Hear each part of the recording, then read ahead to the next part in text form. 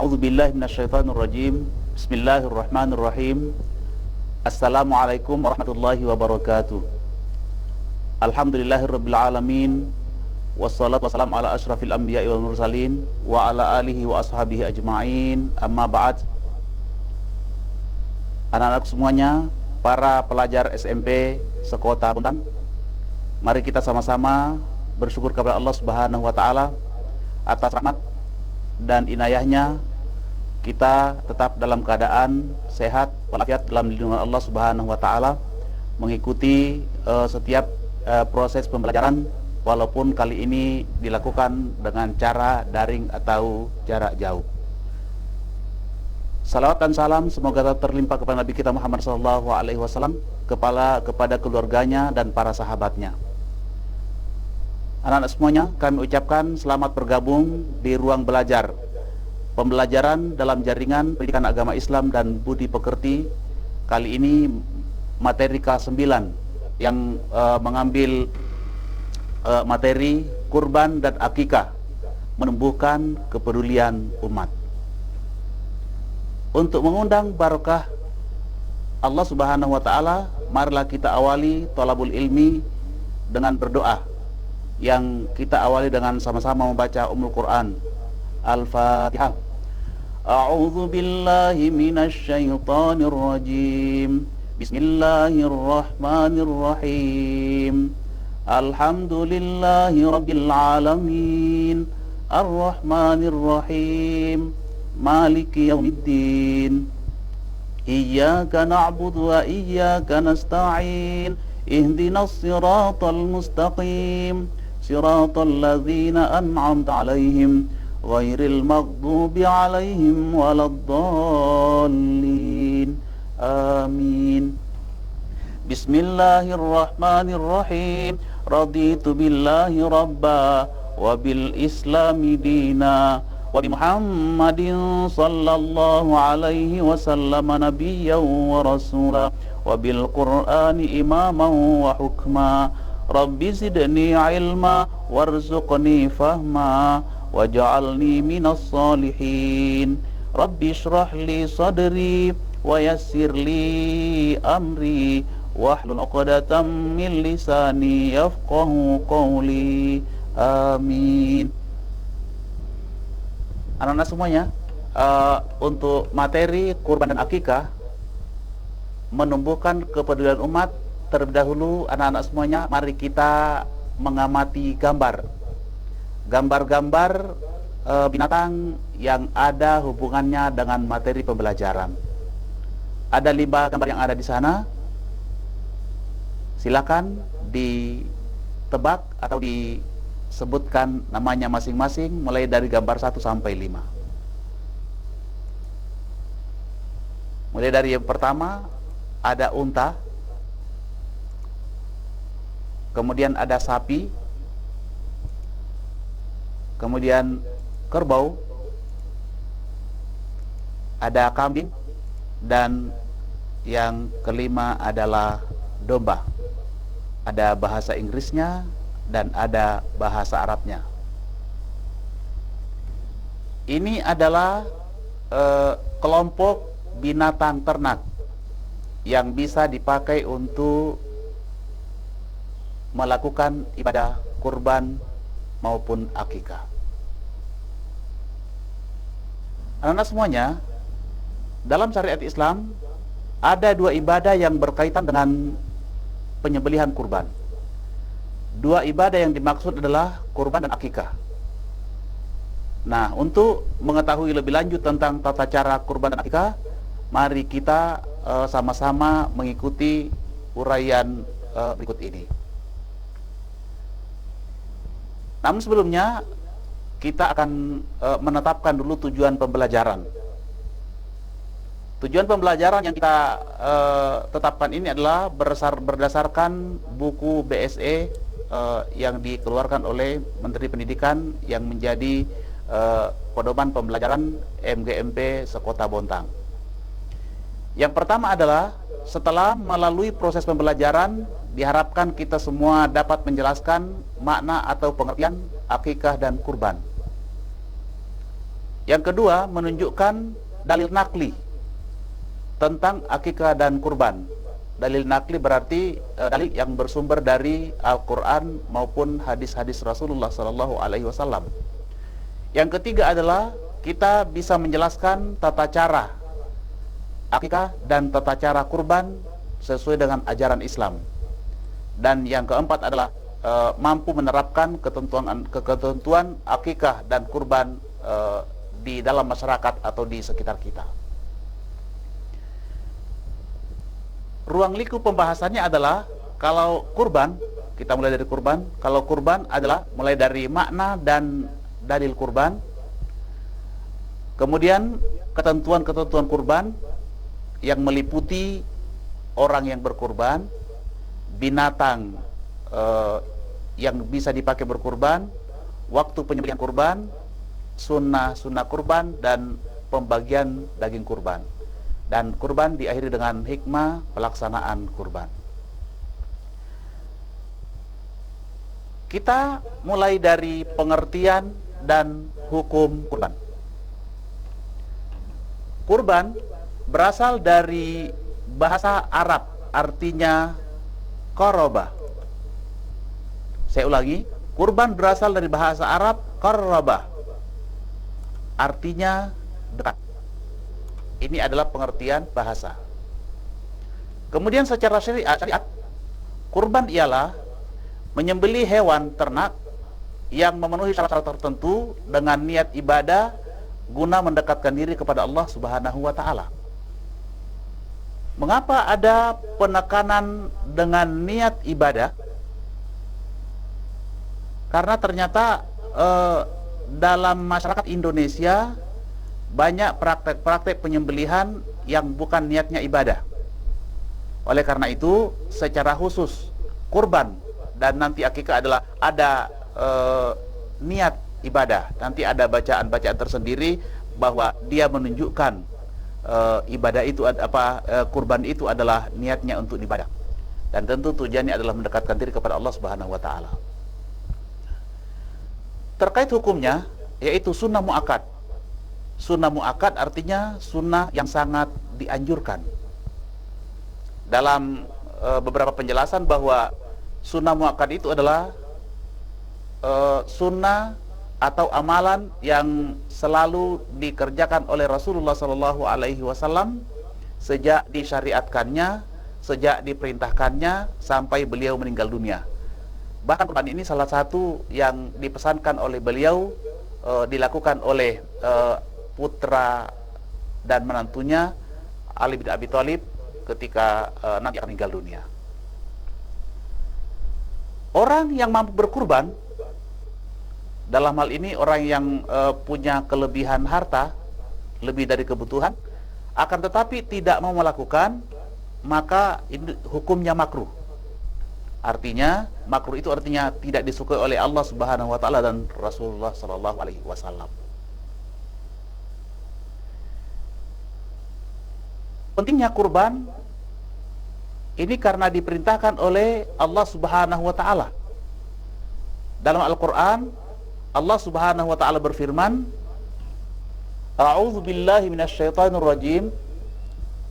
Bismillahirrahmanirrahim.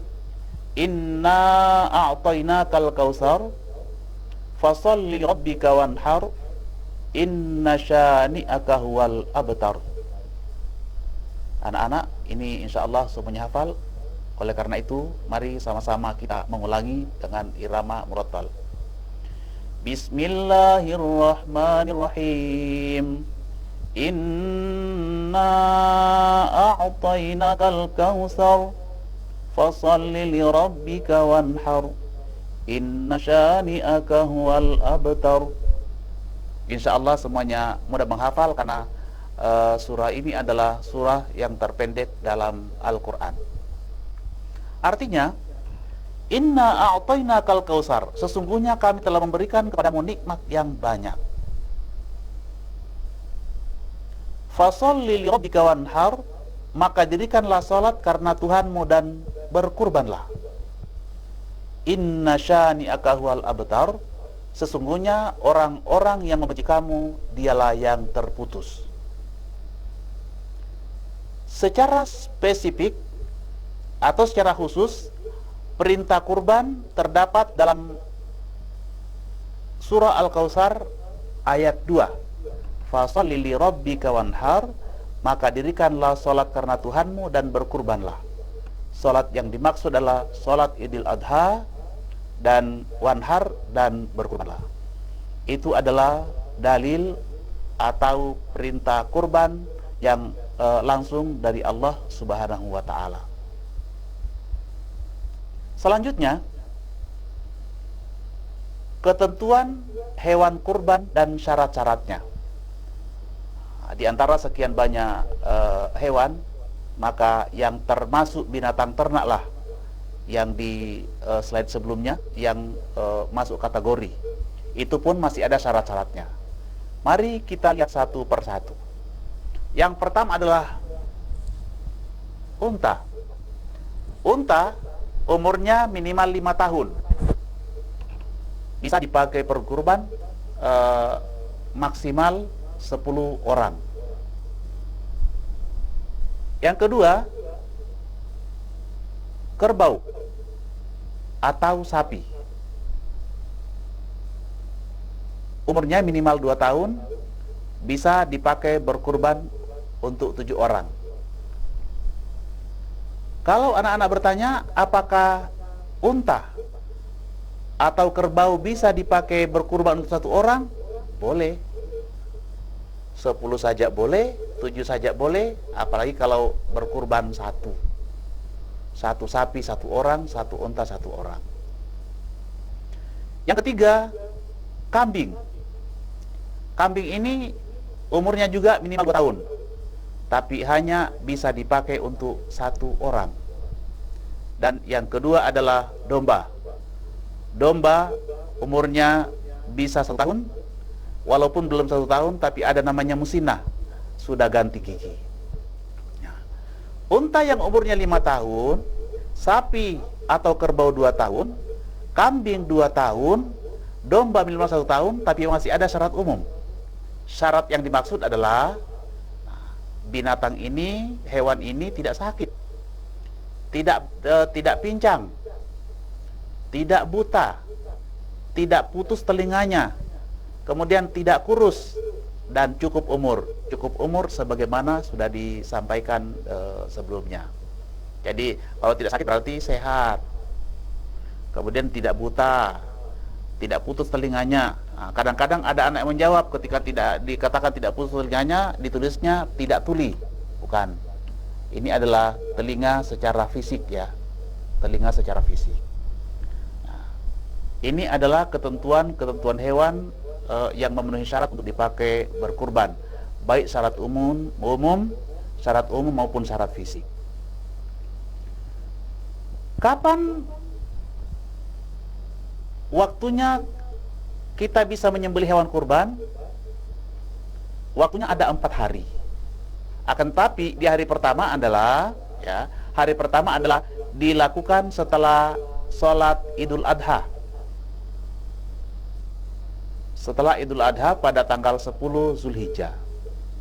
Kemudian pada hari berikutnya yang disebut dengan hari-hari tasyrik, tanggal 11, tanggal 12, dan tanggal 13 Zulhijjah.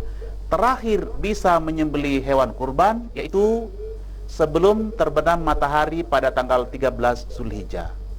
Mengapa sebelum terbenam matahari? Karena pergantian tanggal atau pergantian hari untuk bulan Hijriah adalah terjadi pada saat terbenam matahari. Ini adalah waktu penyembelihan kurban, cukup lama. Kemudian dalam berkurban ada juga sunnah-sunnahnya. Yang pertama adalah bagi yang akan menyembelih, menajamkan pisau terlebih dahulu di tempat yang tidak terlihat oleh hewan kurban yang akan disembelih. Pisau ditajamkan atau diasah tidak terlihat oleh hewan kurban yang akan disembelih. Selanjutnya, sebelum menyembelih, penyembelih membaca Bismillahi Allahu Akbar. Kemudian diikuti salawat kepada Nabi Muhammad SAW. Diluruskan sedikit, Bismillahi ini adalah wajib ya. Bismillahi adalah wajib. Yang sunnahnya itu adalah Allahu Akbar dan salawat. Allahumma salli ala Sayyidina Muhammad wa ala ali Sayyidina Muhammad. Yang ketiga, orang yang berkurban dalam istilahnya disebut dengan sahibul kurban, atau biasa juga disebut dengan muqarrib. Disunahkan menyembelih hewan kurban sendiri. Kalau tidak bisa atau tidak berani melakukan menyembelih sendiri, atau mungkin 7 orang yang berkurban semuanya bisa menyembelih, tapi kan tidak mungkin disembelih oleh satu sapi 7 orang, maka salah satunya. Orang berkurban itu disunahkan menyembelih hewan kurban sendiri. Kalau tidak bisa atau tidak mampu menyembelih, berarti diwakilkan kepada orang lain.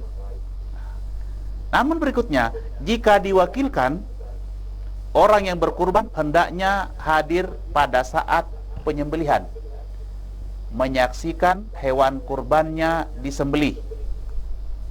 Ya. Mungkin sambil mengumandangkan takbir, berzikir kepada Allah Subhanahu wa Ta'ala, karena sedang melaksanakan perintah Allah Subhanahu wa Ta'ala dan sunnah Rasulullah Sallallahu Alaihi Wasallam.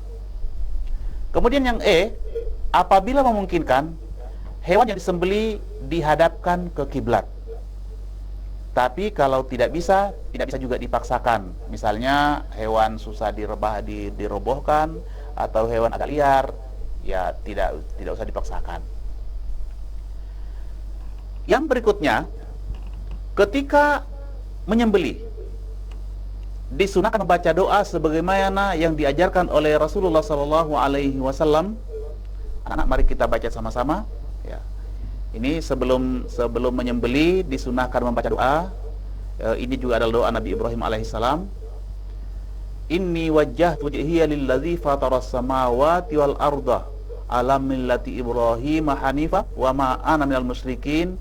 Inna salati wa nusuki wa mahyaya wa mamati lillahi rabbil alamin la syarika lahu wa bidzalika umirtu wa ana minal muslimin. Allahumma minka walaka wa am Muhammadin wa ummatihi bismillahi Allahu akbar. Penyembelihan siap dimulai. Tentunya bismillahi Allahu akbar, Allahumma shalli ala Muhammad wa ala ali Muhammad, atau Allahumma shalli ala Sayyidina Muhammad wa ala ali Sayyidina Muhammad. Kemudian pisau digesekkan di leher binatang atau hewan kurban. Itu adalah yang berkaitan dengan sunnah kurban. Setelah disembelih dan dikuliti, bahkan sudah dicincang, maka tibalah saatnya pembagian daging kurban. Bagaimana caranya? Pembagian daging kurban itu ada perbedaannya dengan pembagian daging akikah. Kalau daging kurban dibagikan sebelum dimasak atau masih mentah, kemudian lebih utama dibagikan kepada orang yang tidak mampu, atau bahasa kita biasa disebut dengan fakir miskin. Yang berikutnya, muqarrib atau sahibul kurban, atau orang yang berkurban, boleh mengambil dagingnya maksimal 1/3, kecuali kurban nazar. Orang yang berkurban karena nazar tidak diperbolehkan mengonsumsi hewan yang dikurbankan.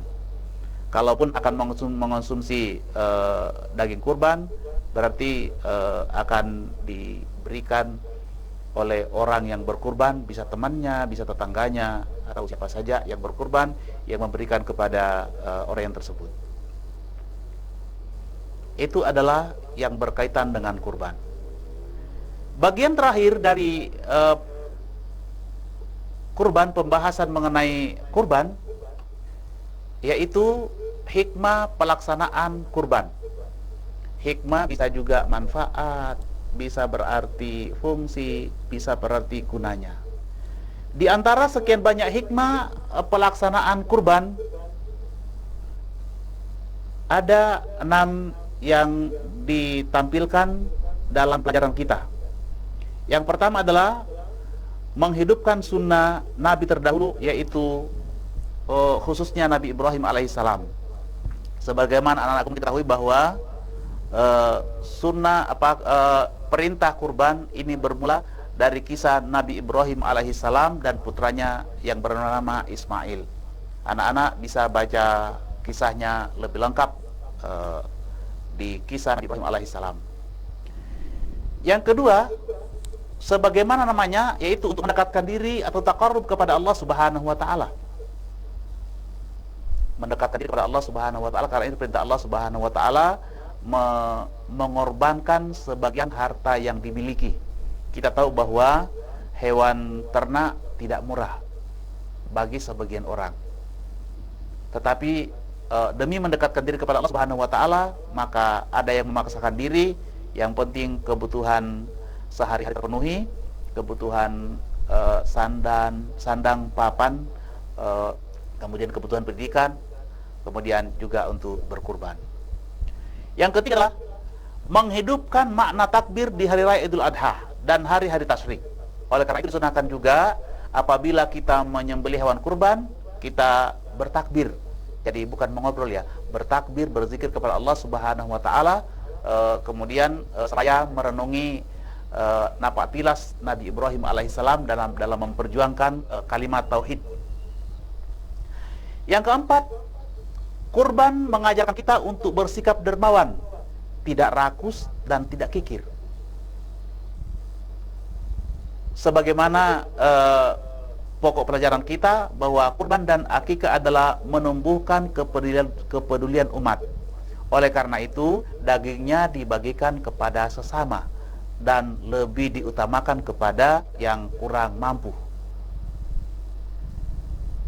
Yang kelima adalah mendidik kita untuk peduli kepada sesama. Dan yang keenam adalah mendidik kita untuk membunuh sifat kebinatangan. Apa sifat kebinatangan yang terdapat dalam diri manusia? Yang pertama, tamak, rakus, egois, dan sewenang-wenang. Apabila kita sama-sama menghayati makna pelaksanaan kurban, insya Allah dapat mengurangi sifat kebinatangan yang ada dalam diri kita masing-masing. Itu adalah pelaksanaan kurban.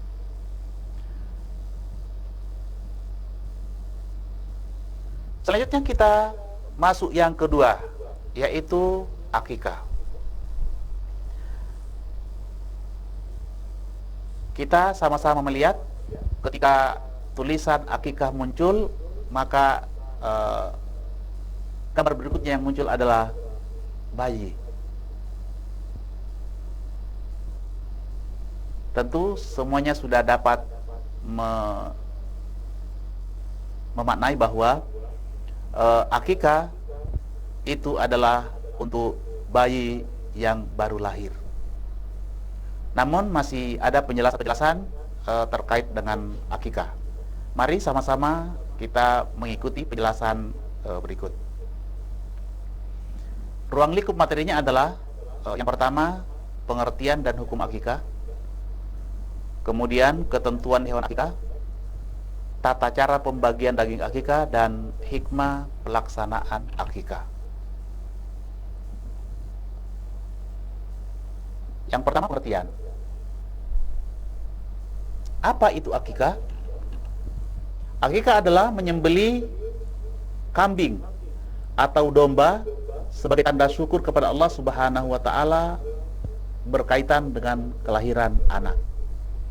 Sebagaimana tadi dijelaskan bahwa ketika kita menyebut akikah, yang terbayang adalah bayi, maka sesuai dengan maknanya, sesuai dengan pengertiannya, bahwa akikah adalah menyembelih kambing atau domba sebagai tanda syukur atas kelahiran seorang anak.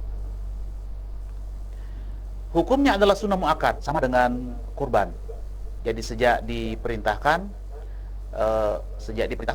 itu Rasulullah SAW selalu mengamalkan, utamanya kepada cucu-cucunya. Sunnah muakkad artinya sunnah yang sangat dianjurkan, tentu bagi yang memiliki anak.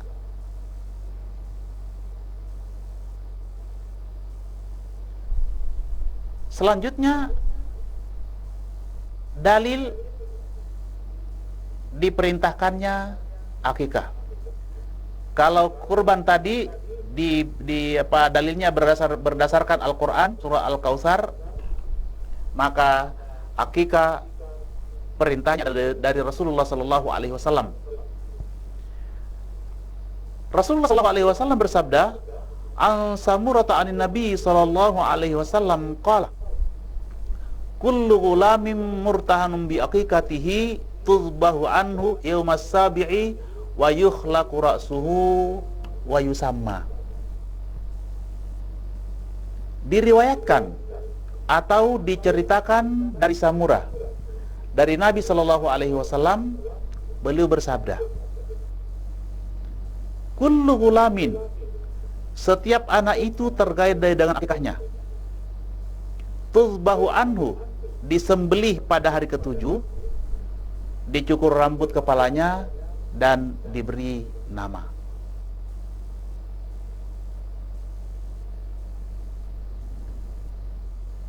Tambahan penjelasan hadis, jika pada hari ketujuh, jadi hari ketujuh adalah sunnah yang paling utama dilakukan penyembelihan akikah. Namun ada tambahan penjelasan hadis bahwa jika pada hari ketujuh seorang ayah atau seorang tua belum mampu melaksanakan akikah untuk anaknya, maka boleh dilakukan pada saat dia mampu sebelum anak itu dewasa. Sayyidah Aisyah radhiyallahu anhu dan Imam Ahmad berpendapat bahwa akikah bisa dilaksanakan pada hari ke-7, hari ke-14, hari ke-21. Jadi ini adalah 3 keutamaan secara berurutan. Keutamaan yang pertama adalah hari ke-7, yang kedua hari ke-14, yang ketiga hari ke-21. Jika pada hari-hari itu seorang tua belum mampu melaksanakan akikah, maka bisa dilakukan kapan saja. Yang penting pada saat itu sebelum dewasa, si anak sebelum dewasa. Itu adalah dalil tentang kurban. Dalil tentang akikah, mohon maaf. Selanjutnya, ketentuan hewan akikah. Mayoritas ulama sepakat bahwa hewan yang digunakan untuk akikah adalah kambing atau domba.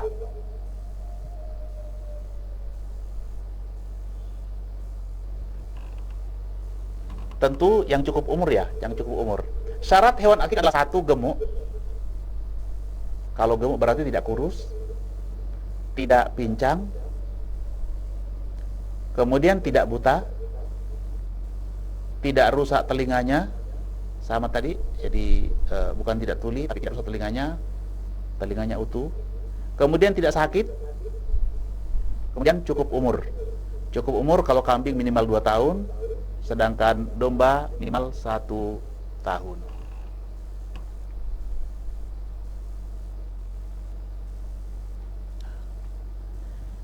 Berapa jumlah hewan untuk akikah? Menurut Imam Syafi'i bahwa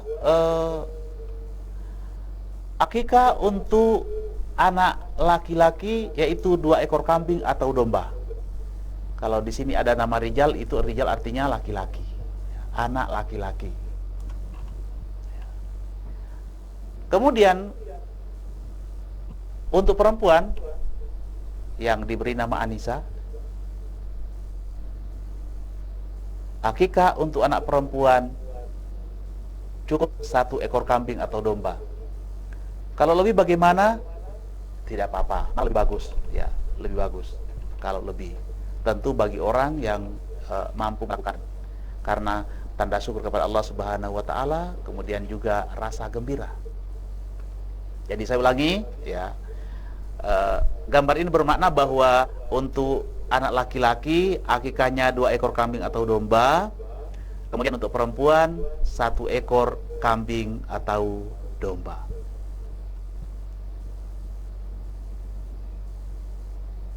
Sebagaimana kurban, akikah juga ada tata cara pembagian dagingnya. Pembagian daging akikah berbeda dengan pembagian daging kurban. Tadi kalau kurban dagingnya dibagikan sebelum dimasak, maka akikah dibagikan setelah dimasak. Yang kedua, orang tua anak boleh memakannya. Yang ketiga, boleh juga menghadiahkan kepada para sahabatnya. Yang berikutnya adalah boleh juga mengundang kerabatnya. Nah, ini yang paling banyak dipraktekkan di lingkungan kita. Biasanya pada saat akikah, keluarga yang punya bayi membeli kambing, kemudian disembeli untuk akikah, kemudian mengundang para tetangga diundang, sahabat diundang, dan seterusnya. Yang keliru adalah apabila orang jauh diundang sementara tetangga diundang. Yang berikutnya adalah boleh juga disedekahkan semuanya. Ini juga banyak yang melakukan praktek ini, yaitu langsung akikah di panti asuhan misalnya. Boleh juga disedekahkan semuanya.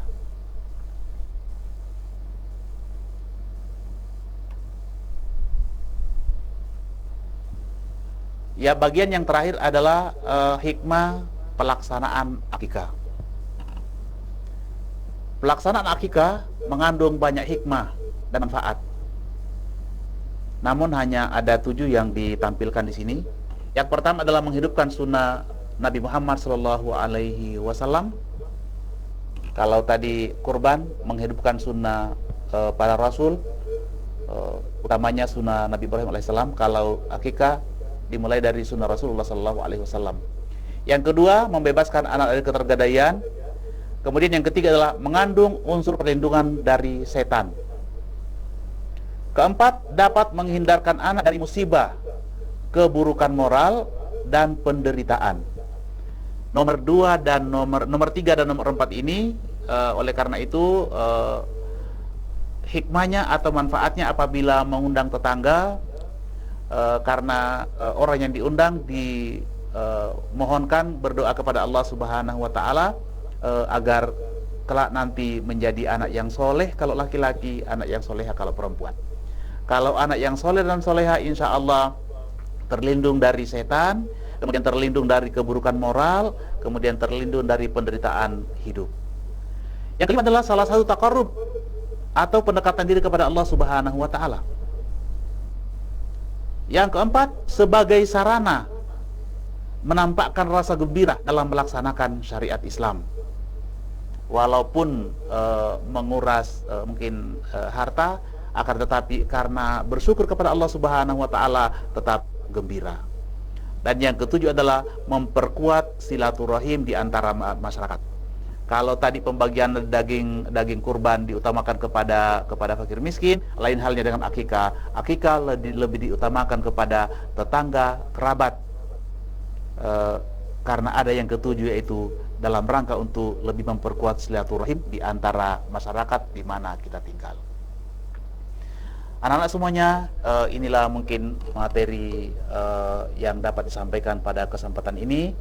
Sudah banyak materi-materi yang disampaikan oleh guru-guru agama yang lain. Mudah-mudahan materi kurban dan akikah dapat menambah wawasan dan pengetahuan kita tentang ajaran agama kita. Wallahu a'lam, wallahu a'lam bishawab. Allah Subhanahu wa Ta'ala yang Maha mengetahui akan segala kebenaran. Sebelum kita tutup, terlebih dahulu kita akan menutup dengan sama-sama berdoa kepada Allah, berdoa mengakhiri kegiatan kita dengan doa kafaratul majelis dan hamdalah. Berdoa dimulai. A'udzubillahi minasyaitonirrajim. Bismillahirrahmanirrahim. Subhanakallahumma bihamdika asyhadu an la ilaha illa anta astaghfiruka wa atubu ilaik. Walhamdulillahirabbil alamin. Minallahil musta'an wal istiqlal. Wassalamualaikum warahmatullahi wabarakatuh. Untuk pelajar Bontang, sukses selalu dan semoga kita semua tetap sehat dalam lindungan Allah Subhanahu wa taala. Terima kasih.